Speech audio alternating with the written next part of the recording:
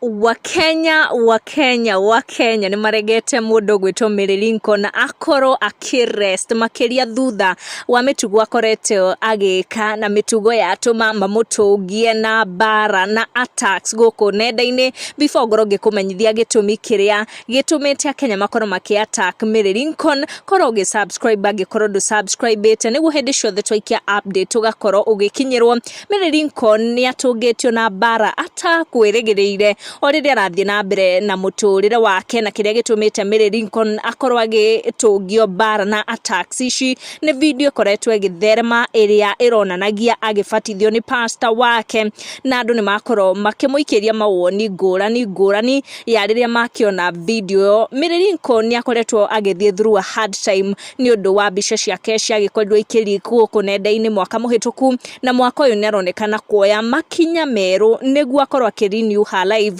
na one of the new steps aroya neta kuingira ruwi kuria arabatithirio no Kenyans matinenda Lincon akoro akirest na akoro akihituka tu wega. Miriam Justus akoro akira Lincon ati simngetafuta river safi please ama imechafuka juu ya dhambi za watu.